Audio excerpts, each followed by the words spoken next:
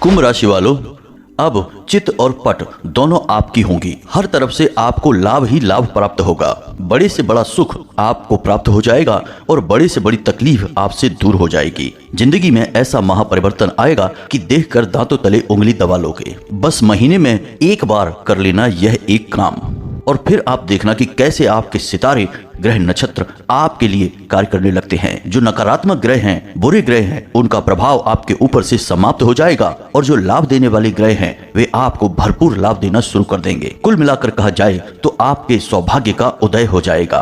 तो जयकारा बोलो माता रानी का, जगत माई महामाई माँ भद्रकाली का जय बोलो, माँ के सिद्ध दरबार की जय बोलो। प्यारे मित्रों, आप सभी का बहुत बहुत स्वागत है मंथन भिंड यूट्यूब चैनल पर।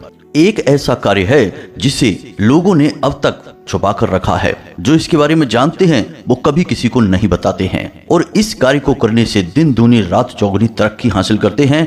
फिर चाहे ग्रहों की दशा कैसी ही क्यों न बनी हो, हर हाल में उन्हें लाभ ही होता है, फायदा ही फायदा होता है। तो आज के इस विशेष वीडियो में हम आपको उसी एक कार्य के बारे में, या यूं कहें कि महा उपाय के बारे में बताने जा रहे हैं, जिसे आपको हर महीने केवल एक बार करना है। और आप देखेंगे कि इसके ऐसे अद्भुत और अनोखे परिणाम आपको प्राप्त होंगे कि आप खुद भी भौचक के रह जाएंगे। जी हाँ प्रिय मित्रों, एक बात याद रखना कि हमने जिन जिन लोगों को इस उपाय को बताया है और उन्होंने बस एक दो बार ही इस उपाय को किया है और उनके जीवन में ऐसे बड़े बड़े परिवर्तन आ गए हैं कि वे खुद हमें लौटकर धन्यवाद करते हैं और बहुत अधिक आभार मानते हैं। लेकिन इसमें हमारा कुछ भी लेना देना नहीं है, यह तो माता रानी का आशीर्वाद है और उन्हीं की कृपा से उनके जीवन में परिवर्तन आया है।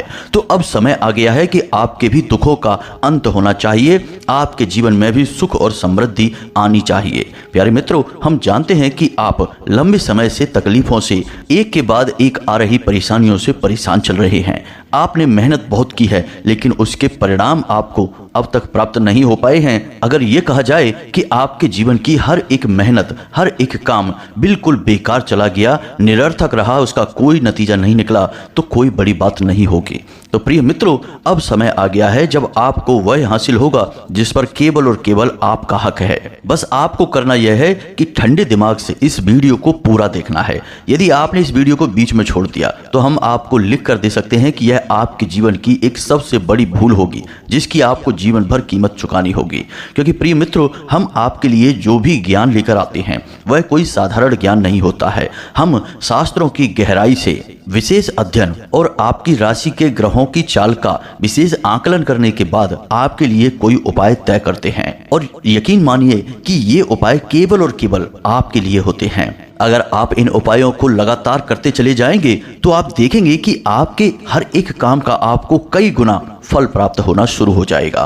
तो अब ऐसे में यदि आप ही वीडियो को नहीं देखेंगे, हमारे द्वारा बताई गई बातों को हल्के में लेंगे, तो एक तरफ तो हमारी मेहनत बर्बाद हो जाएगी, माता रानी के लिए जो हम प्रयास कर रहे हैं वह असफल हो जाएगा, और दूसरी ओर आपके जीवन में भी कोई परिवर्तन नहीं आएगा। दुख ज्यों का त्यों बना रहेगा, तकलीफें भी ज्यों की त्यों बनी रहेंगी। एक बात याद रखना प्रिय मित्रों कि आपकी राशि के जातकों के जीवन में उद्धार केवल और केवल तभी होगा जब आप धार्मिकता से जुड़ेंगे, ईश्वर से जुड़ेंगे, कुछ विशेष नियम, संयम और उपाय का पालन करेंगे, तभी आपके जीवन में परिवर्तनों की शुरुआत होगी। याद रखना कि आप कोई साधारण इंसान नहीं हैं जो यूं ही बस अपना जीवन व्यर्थ में गवाकर इस संसार से चले जाएंगे। आप विशेष इंसान हैं।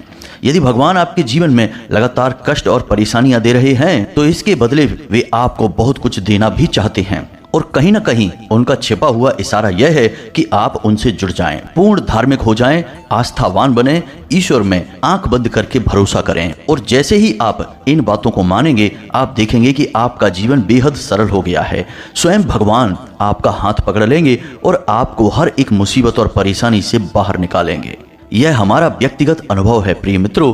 हमने कई जातकों के जीवन में ऐसे महापरिवर्तनों की शुरुआत करवाई है, आपके जीवन में भी हो जाएगा। तो बस वीडियो को पूरा देखना है। चलिए बिना समय गवाए आज के इस बेहद ही ज्ञानवर्धक और जीवन में चमत्कारी परिवर्तन लाने वाले विशेष वीडियो की शुरुआत करते हैं। लेकिन उससे पहले माता रानी को आभार तो व्यक्त करेंगे ही, क्योंकि उनकी कृपा के बिना तो इस ब्रह्मांड में एक पत्ता भी नहीं हिल सकता है। तो पूरे भक्ति भाव के साथ बिल्कुल एक छोटे बालक की भांति जो अपनी माँ को याद कर रहा है, उसके लिए बिलख रहा है, उसकी शरण चाहता है, उसकी गोद में जाना चाहता है, बिल्कुल उसी भांति भाव को उत्पन्न करिए और लिख डालिए, जय माँ भद्रकाली कृपा करो।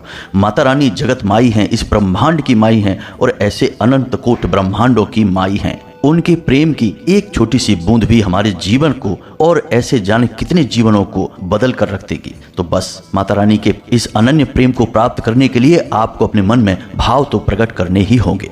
अब वैसे तो हम सभी माता रानी के ही बालक हैं और हम कुछ भी करें या ना करें माता रानी के बालक रहेंगे, लेकिन जो बालक ज़्यादा प्रयास करता है, माता रानी का मन मोह लेता है, वह माता रानी के लिए विशेष बन जाता है। तो यह बस इसी की एक प्रक्रिया है कि माता रानी के आप विशेष बन जाएं। अब एक छोटी सी बात और हम आपको कहना चाहते हैं कि जो माता रानी की विशेष पूजा के लिए अंशदान कार्यक्रम चल रहा था जन्मोत्सव के लिए, अब वह समाप्त हो चुका है।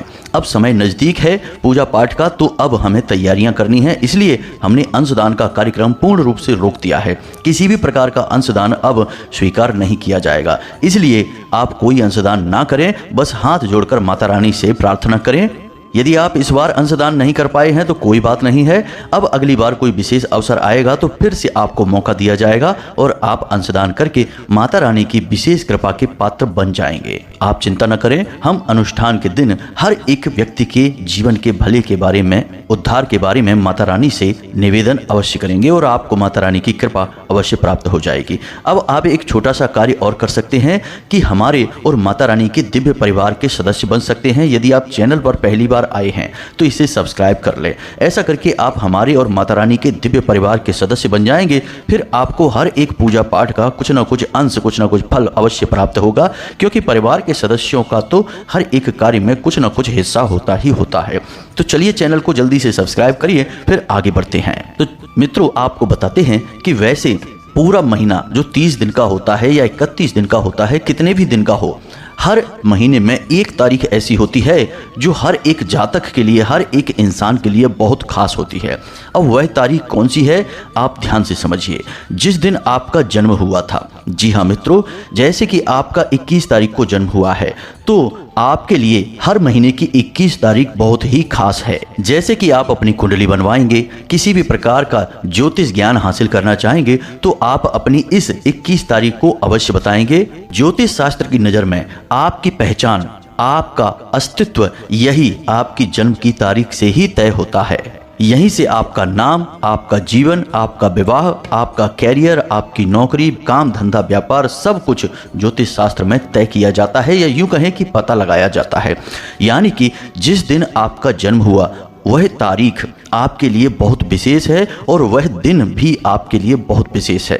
अब आपके लिए हम कुछ ऐसे शक्तिशाली उपाय बताने वाले हैं जो आपको इस दिन करने हैं। यानी कि आप अपने जन्मदिन की तारीख वाले दिन भी कर सकते हैं, और जो दिन था, जैसे कि मंगलवार के दिन आपका जन्म हुआ तो मंगलवार के दिन भी कर सकते हैं। तो इस तरह आपको महीने में 3-4 दिन वो मिलेंगे और एक आपकी जन्म की तारीख का दिन मिलेगा। अब यदि आपके पास समय का अभाव रहता है तो कोई बात नहीं, आप अपने जन्म की तारीख को याद रखें।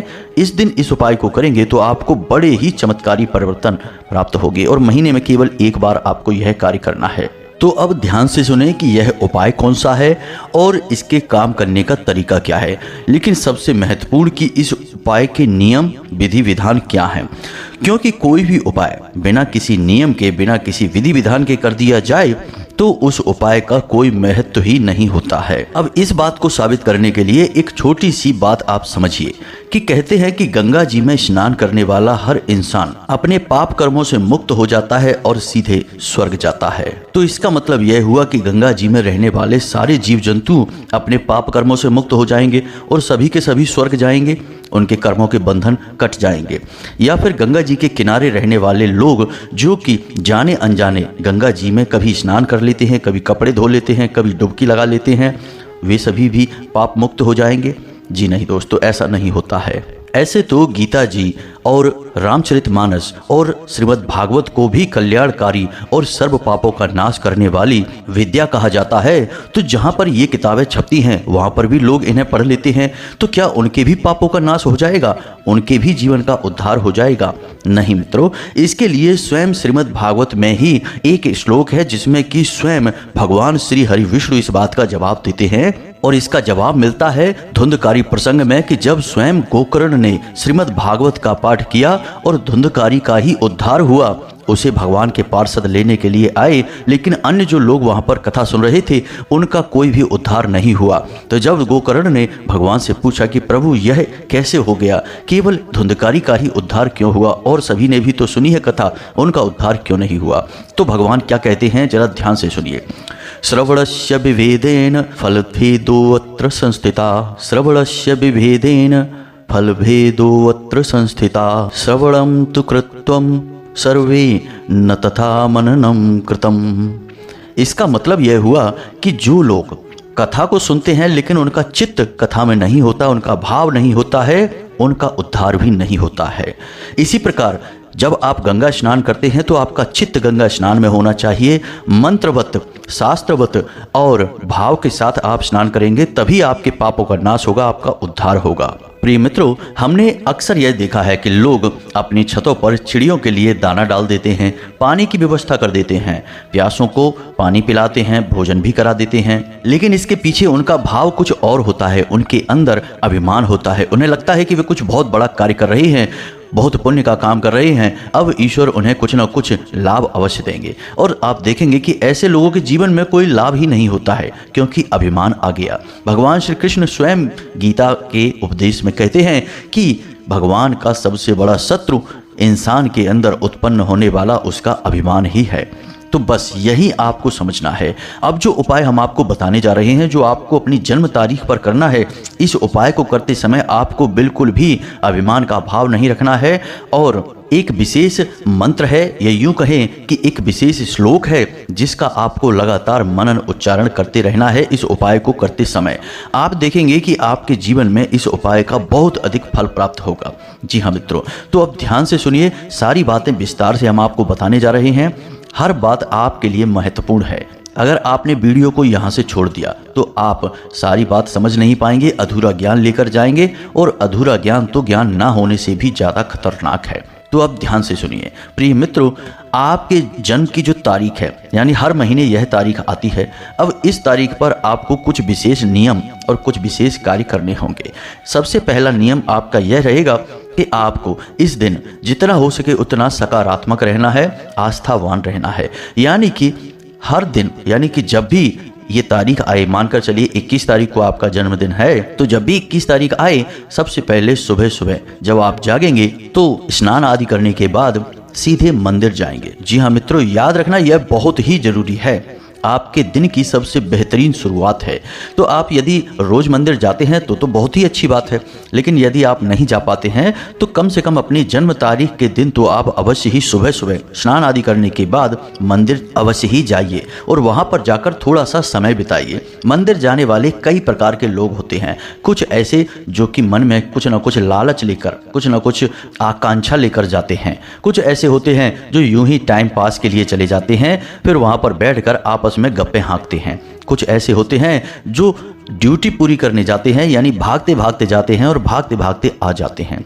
लेकिन कुछ ऐसे होते हैं जो सचमुच में भगवान से अपने मन के तार जोड़ना चाहते हैं, तो वे ठंडे दिमाग के साथ जाते हैं, वहाँ समय बिताते हैं, भगवान की ऊर्जा को महसूस करते हैं, ध्यान लगाते हैं और कुछ समय बिताने के बाद आते हैं। तो आपको ऐसे ही जाना है, निर्विकार जाना है, मन में कोई विकार लेकर नहीं जाना है। कोई भी नकारात्मक भावना मन में आए उसे छोड़ देना, भगवान से कुछ भी मत मांगना, बस जाना। भगवान से भला क्या मांगना है, ये तो अंतर्यामी है, आपकी रग रग में भगवान की ही ऊर्जा तो दौड़ रही है, तो आपको उनसे कुछ नहीं मांगना, उन्हें सब कुछ पता है। आप बस उनके दर्शन के लिए जाइए, उनसे जुड़ने के लिए जाइए। आप वहाँ जाएं, पाठ करें, यदि हनुमान जी के मंदिर जाते हैं तो चालीसा पाठ करें, बजरंग बाण का करें। महिलाएं हैं तो बजरंग बाण का पाठ ना करें, हनुमान अष्टक का पाठ कर लें। और इसके बाद यदि आप भोले बाबा के मंदिर जाते हैं तो वहाँ पर भी जाकर आप पंचाक्षरी मंत्र का उच्चारण कर सकते हैं। यानी कहने का मतलब यह है कि आप वहाँ पर थोड़ा सा समय अवश्य बिताएं। उसके बाद जब आप मंदिर से वापस आएँ तो आपको दिन में जब भी समय मिले, शाम के समय ही आपको समय मिलेगा, तो उस समय आप 3 कार्य अवश्य करें। अब वे 3 कार्य कौन से हैं, ध्यान से सुनिए। हमारे इस संसार में जितने भी जीव जंतु हैं उनके रूप, गुण, आकार सब अलग अलग अवश्य हैं, लेकिन उनके अंदर बसने वाली आत्मा एक ही है। यानी कि चींटी की आत्मा और इंसान की आत्मा में कोई भेद नहीं है। एक चिड़िया की आत्मा, एक मछली की आत्मा और एक इंसान की, हमारी आपकी आत्मा में भी कोई भेद नहीं है। बस हमारे अंदर चेतना और ज्ञान की अधिकता है तो हमें अंतर महसूस होता है। तो अब आपको क्या करना है, ध्यान से समझिए। अब मानकर चलिए कि आपका वजन 60 किलो है, तो आपके वजन का दशांश हुआ 6 किलो और एकांश हुआ 600 ग्राम। अब यहीं पर आपको कार्य करना है, यानी कि आपको 600 ग्राम अनाज लेना है, 600 ग्राम आटा लेना है और 6 किलो या फिर 60 किलो जितनी भी चाहे उतनी आपको हरी घास लेनी है। अब यहाँ पर ध्यान आपको यह देना है कि आपके वजन का एकांश, दशांश और पूर्णांश, इन्हीं संख्या में आपको चीज़ें लेनी है, ना उससे 1% ज़्यादा ना उससे 1% कम। जी हाँ मित्रों, तो अब यदि आप 600 ग्राम घास लेते हैं तो कितनी आएगी, जरा सी आएगी, उससे एक गाय का भी पेट नहीं भरेगा। तो उतना नहीं लेना है, आप 60 किलो ले सकते हैं, यानी अपने वजन के बराबर आपको घास लेनी है। और आपके वजन का दशांश, एकांश, जैसी आपकी क्षमता और भावना है, आपके पास समय है, उतना आपको गेहूं और आटा लेना है और चीनी भी लेनी है।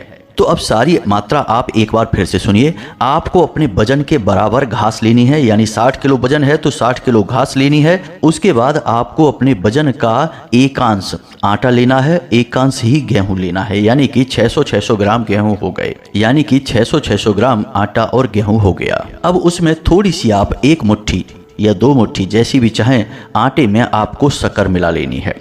अब यह आपका पूरा का पूरा सामान या यूँ कहें कि सामग्री तैयार हो चुकी है। अब आपको क्या करना है, ध्यान से समझिए। जो आपने आटा लिया है उस आटे में से आधा आटा आप मार लेंगे, लोई बना लेंगे और किसी पानी के स्थान पर जाएंगे जहाँ मछलियाँ हों और उन मछलियों को दाना चुगाएंगे, यानी कि छोटी छोटी गोलियां बनाकर आप तालाब में डालेंगे, नदी में डालेंगे और मछलियां उन्हें खा लेंगी। यानी आपने करा दिया जलचर जीवों का भोज। जी हाँ मित्रों, अब आपको जो बचा हुआ आटा है उसमें थोड़ी सी चीनी मिलाकर, शक्कर मिलाकर किसी ऐसे पेड़ के किनारे किनारे डाल देनी है जहाँ पर चींटे चींटियाँ होती हैं। यह आपने करा दिया थलचर जीवों का भोज। अब आपने जो अपने वजन के बराबर घास ली है उस घास को आपको गाय को खिला देना है।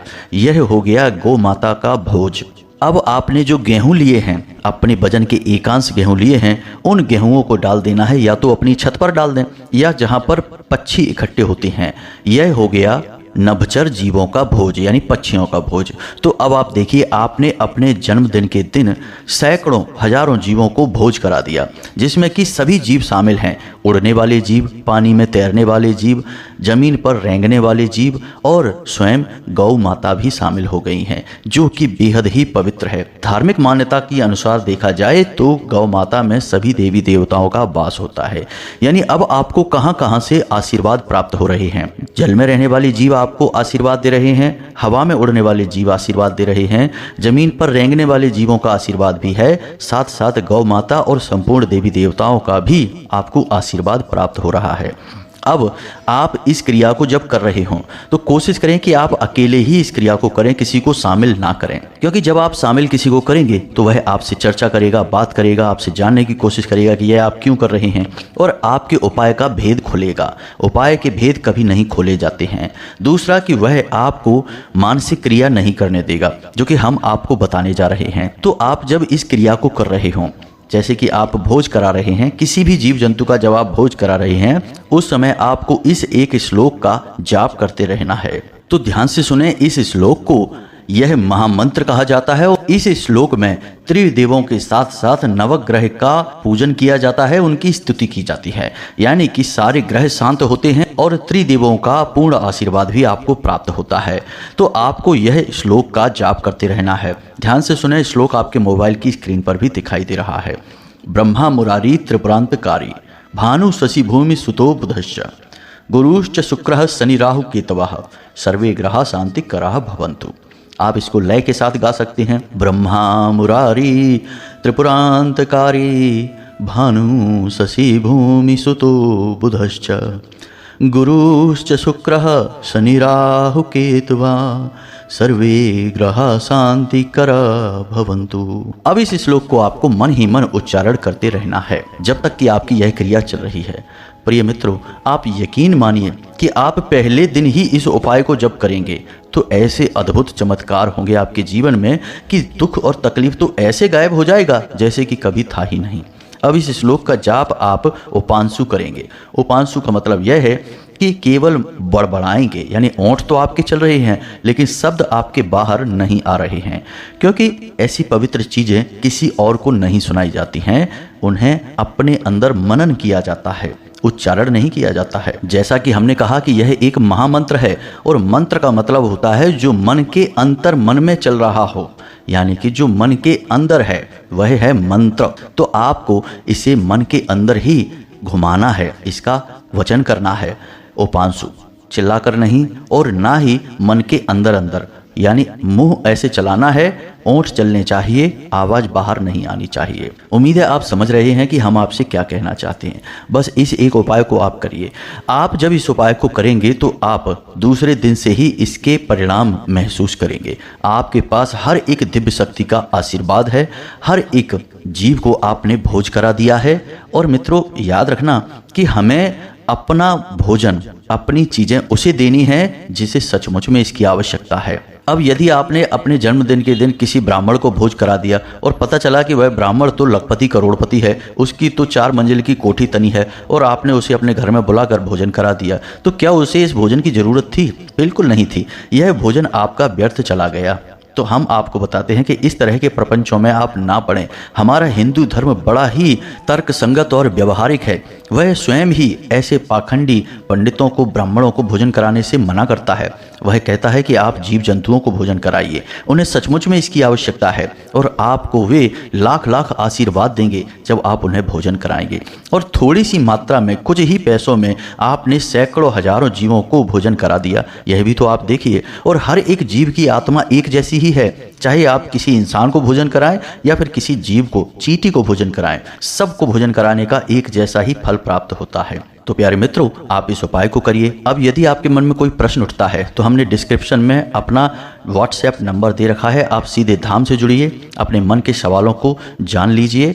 कॉल नहीं करना, क्योंकि कॉल पर बात कर पाना संभव नहीं है, व्यस्तता रहती है और हमारे पास अभी इतनी व्यवस्था नहीं है कि हम सभी के प्रश्नों के जवाब फ़ोन पर दे सकें। तो आप व्हाट्सएप करके अपना मैसेज छोड़ दें, हम जब आपके मैसेज को देखेंगे तो आपको जवाब निश्चित तौर पर मिलेगा ही मिलेगा। इसी के साथ साथ कमेंट बॉक्स में जय माँ भद्रकाली कृपा करो अवश्य लिख देना। वीडियो को लाइक करके और दूसरे ज़रूरतमंदों को भी शेयर अवश्य कर देना।